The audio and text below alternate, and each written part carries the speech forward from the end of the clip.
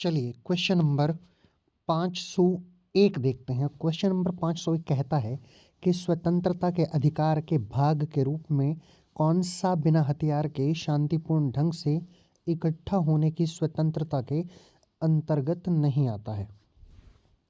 इसका सही आंसर है अफसर का घेराव जो अपना कर्तव्य नहीं निभाते हैं। झारखंड पीसीएस प्री परीक्षा 2013 में इस क्वेश्चन को आपसे पूछा गया है। अगला क्वेश्चन देखते हैं। किस आधार के कारण नागरिक के विचार अभिव्यक्ति की स्वतंत्रता पर प्रतिबंध नहीं लगाया जा सकता है?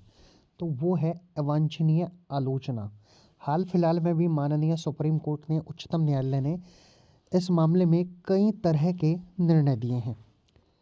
ये छत्तीसगढ़ पीसीएस प्री परीक्षा 2013 में पूछा गया क्वेश्चन है। अगला क्वेश्चन देखते हैं। भारत के नियंत्रक एवं महालेखा परीक्षक के संघ के लेखा संबंधी प्रतिवेदनों को सर्वप्रथम किसको प्रस्तुत किया जाता है?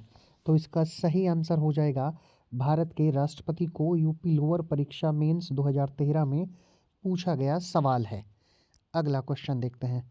जब राष्ट्रपति मृत्यु, त्यागपत्र, पदच्युत या अन्य कारणों से अपने कर्तव्यों को नहीं निभा सकता तो उपराष्ट्रपति कितने समय तक राष्ट्रपति के रूप में कार्य करता है? इसका सही आंसर हो जाएगा 6 माह तक। झारखंड पीसीएस प्री परीक्षा 2013 में इस क्वेश्चन को आपसे पूछा गया है। अगले क्वेश्चन की तरफ चलते हैं।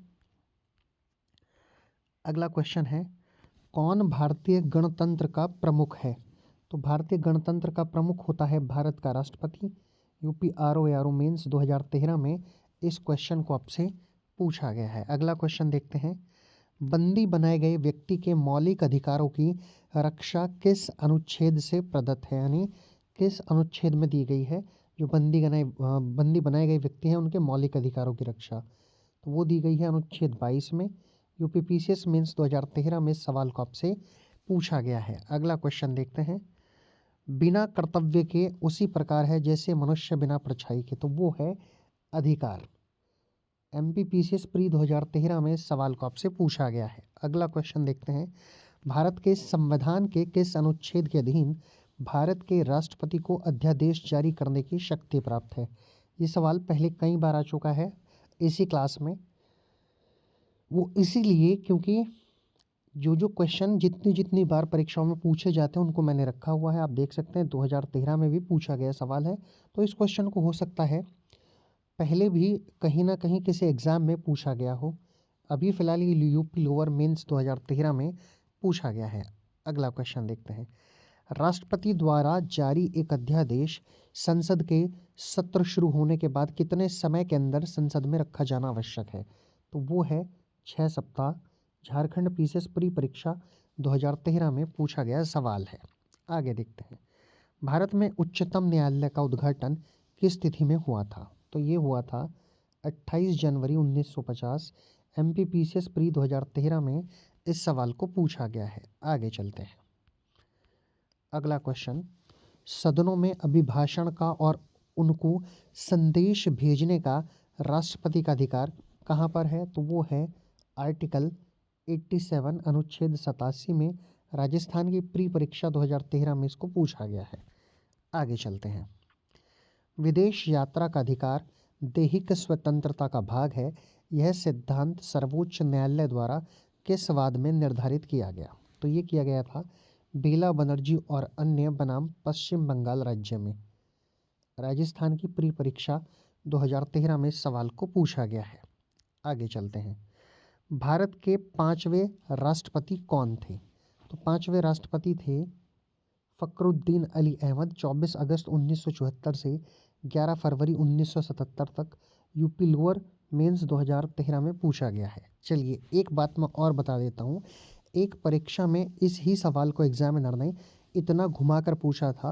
उन्होंने पूछा था कि जब भारत में आपातकाल लगा, आपातकाल के दौरान भारत के राष्ट्रपति कौन थे? तो आपातकाल लगा था कब? 1975, 1975 में।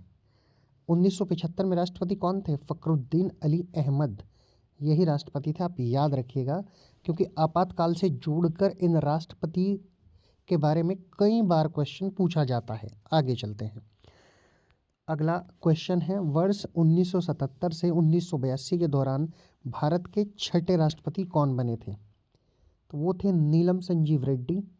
यूपी लोअर परीक्षा 2013 में पूछा गया सवाल है। आगे चलते हैं। किन प्रावधानों के अंतर्गत संविधान की व्याख्या से संबंधित सभी विवाद सर्वोच्च न्यायालय के पास लाए जा सकते हैं? तो वो आते हैं अपीलीय क्षेत्राधिकार के अंतर्गत। यूपी लोअर परीक्षा मेंस 2013 में पूछा गया सवाल है। आगे चलते हैं। डॉक्टर जाकिर हुसैन जो भारत के तीसरे राष्ट्रपति हुए, उनका कार्यकाल कब से कब तक रहा? तो उनका रहा 13 मई 1967 से 3 मई 1969 तक। यूपी लोअर परीक्षा 2013 में पूछा गया है। अगला क्वेश्चन, न्यायिक पुनरावलोकन प्रचलित है कहाँ कहाँ? भारत और यूएस से 2 जगह। यूपी पीसीएस मेंस 2013 में पूछा गया है। चलिए आगे पीआईएल के बारे में पूछा गया है कि पीआईएल क्या है? तो पीआईएल जनहित याचिका होती है और ये पूछा गया है एमपी पीसीएस मेंस परीक्षा 2013 में। अगला क्वेश्चन, किस अनुच्छेद के अंतर्गत यह विहित है कि भारत के उच्चतम न्यायालय की संपूर्ण कार्यवाही अंग्रेजी भाषा में होगी? तो ये है भारतीय संविधान के अनुच्छेद 348 के द्वारा। यूपी पीसीएस मेंस 2013 में पूछा गया सवाल है। आगे चलते हैं। लोकसभा में मंत्रिपरिषद के विरुद्ध अविश्वास का प्रस्ताव लाने हेतु न्यूनतम सदस्य संख्या क्या है, ये बतानी है। तो वो है 50। यूपी पीसीएस मेंस 2013 और यूपी लोअर परीक्षा 2015 में पूछा गया सवाल है। अगला सवाल देखते हैं। मंत्रिपरिषद का वास्तविक नेता होता है, कौन होता है? तो मंत्रिपरिषद का वास्तविक नेता प्रधानमंत्री होता है। यूपी पीसीएस मेंस 2013 में पूछा गया सवाल है। आगे चलते हैं। राज्यसभा किसी धन विधेयक में सारभूत संशोधन करती है तो तत्पश्चात क्या होगा? तो इसका आंसर है लोकसभा राज्यसभा की अनुशंसाओं को स्वीकार करे या अस्वीकार करे, इस विधेयक पर आगे कार्यवाही कर सकती है। तो राज्यसभा धन विधेयक में जब संशोधन करती है तो लोकसभा को राइट हो जाता है कि वो इसे स्वीकार भी कर सकता है या फिर अस्वीकार भी कर सकता है, या इस विधेयक पर आगे कार्यवाही कर सकता है। लोकसभा को ये राइट हो जाता है, पावर हो जाती है। आईएएस प्री परीक्षा 2013 में पूछा गया सवाल है। आगे चलते हैं। कौन राज्यसभा का सदस्य होते हुए भी लोकसभा की कार्यवाही में भाग ले सकता है? तो कौन ले सकता है? वो मंत्री जो राज्यसभा का सदस्य होता है। छत्तीसगढ़ पीसीएस प्री 2013 में सवाल को पूछा गया है। आगे चलते हैं। भारत की संविधान सभा की अंतिम बैठक की सही तिथि क्या है? तो अंतिम बैठक हुई थी 24 जनवरी 1950 को। प्रथम बैठक कब हुई थी वो आपको कमेंट बॉक्स में लिख कर बताना है कि भारतीय संविधान सभा की पहली बैठक कहाँ पर हुई थी और कब हुई थी। यूपी पीसीएस प्री 2018 में पूछा गया सवाल है। आगे चलते हैं। किस अधिनियम के द्वारा अंग्रेजों ने भारत में सर्वप्रथम निर्वाचन प्रणाली की शुरुआत की? वो था भारत परिषद अधिनियम 1892। यूपी पीसीएस मेंस 2018 में सवाल को पूछा गया है। आगे चलते हैं। अगला क्वेश्चन बहुत इम्पोर्टेंट है, बहुत ज़्यादा इम्पोर्टेंट है, इसीलिए इसको बड़े ध्यान से आपको करना है। भारत के संविधान की प्रस्तावना में कितने प्रकार का न्याय, स्वतंत्रता, समानता एवं भ्रातृत्व का उसी क्रम में उल्लेख किया गया है? तो भारतीय संविधान में 3 प्रकार के न्याय की बात की गई है, 5 प्रकार की स्वतंत्रता की बात की गई है, 2 प्रकार की समानताओं की बात की गई है और 1 तरह का भ्रातृत्व के बारे में उल्लेख किया गया है। तो ये कई बार इस सवाल को आपसे शॉर्ट करके भी पूछ लिया जाता है कि बताइए कितने प्रकार का न्याय कहा गया है? तो वो याद रखेंगे 3 प्रकार का। बताइए कितने प्रकार की स्वतंत्रताओं के बारे में बात की गई है? स्वतंत्रता है 5 प्रकार की। और आपसे ये भी पूछा जा सकता है कि ये भी बताइए कितने प्रकार की समानताओं की बात की गई है? तो 2 प्रकार की समानताओं की बात भारतीय संविधान के प्रिम्बल यानी कि प्रस्तावना में की गई है। चलिए अगले क्वेश्चन पर चलते हैं। पहले ये देखते हैं कि सवाल को पूछा कहाँ गया है। ये सवाल पूछा गया है यूपी पीसीएस प्री 2018 में। अब अगला सवाल हम लोग देख लेते हैं। अगला सवाल है, भारत के संविधान के किस भाग में हम नागरिकता से संबंधित प्रावधानों को पाते हैं? तो भाग 2 में है, यूपी पीसीएस प्री 2018 में पूछा गया सवाल है। आगे चलते हैं। भारतीय संविधान में भारत की आधिकारिक भाषा में जुड़े प्रावधानों में संसद संशोधन कर सकती है। तो कैसे कर सकती है? अपने सदस्यों के साधारण बहुमत द्वारा इसमें संशोधन किया जा सकता है। यूपी पीसीएस प्री परीक्षा 2018 में इस सवाल को पूछा गया है। चलिए आगे चलते हैं। अगला क्वेश्चन है, बिना अनुमति के कितने दिन संसद से अनुपस्थित रहने पर किसी सांसद को अयोग्य घोषित किया जा सकता है? ये आप करेक्शन करेंगे, ये सांसद शब्द है। तो यदि वो 60 दिन अनुपस्थित होता है तो अयोग्य घोषित कर दिया जाएगा। यूपी पीसीएस प्री परीक्षा 2018 में इस सवाल को पूछा गया है। अगला सवाल, सर्वप्रथम संसदात्मक सरकार किस देश में आरंभ की गई? तो वो की गई थी ग्रेट ब्रिटेन में। यूपी पीसीएस प्री 2018 में पूछा गया सवाल है। आगे चलते हैं। अगला क्वेश्चन, किसके संबंध में राज्यसभा का अनन्य अधिकार है? तो राज्यसभा का अनन्य अधिकार है एक नई अखिल भारतीय सेवा के सृजन हेतु संस्तुति करना। यूपी पीसीएस प्री 2018 में पूछा गया सवाल है। अगला क्वेश्चन इंपॉर्टेंट क्वेश्चन है, किसे भंग नहीं किया जा सकता पर समाप्त किया जा सकता है, ये आपको बताना है। तो वो है Vidhan Parishad. UP PCS pre 2018 में इस सवाल को पूछा गया है। आगे चलते हैं। अगला क्वेश्चन, सरकारीय आयोग की संस्तुतियां किससे संबंधित हैं? तो उसकी संस्तुति जो है केंद्र राज्य संबंधों से है। यूपी पीसीएस मेंस 2018 में पूछा गया सवाल है। आगे चलते हैं।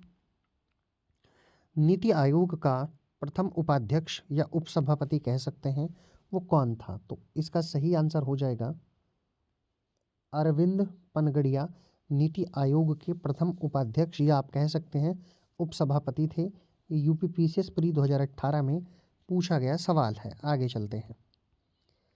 भारतीय न्यायिक व्यवस्था में जब जनहित याचिका को शामिल किया गया उस समय भारत के मुख्य न्यायाधीश कौन थे?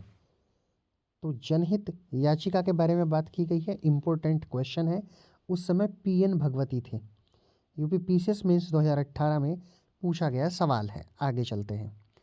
भारत एवं अमेरिका की राजनीतिक व्यवस्थाओं के बीच कौन सी विशेषताएं समान हैं? इसका सही आंसर हो जाएगा राष्ट्रपति के पास पॉकेट वीटो की शक्ति है। यूपी पीसीएस प्री 2017 में पूछा गया सवाल है। यही सिमिलैरिटी, यही समानताएं हैं। आगे चलते हैं। भारतीय संविधान में राज्यों का संघ की संकल्पना को प्राप्त किया गया है। सवाल फिर से सुन लीजिए, भारतीय संविधान में राज्यों का संघ की संकल्पना को प्राप्त किया गया है। तो वो किया गया है ब्रिटिश नॉर्थ अमेरिका अधिनियम 1867 से। यूपी पीसीएस प्री परीक्षा 2017 में पूछा गया सवाल है।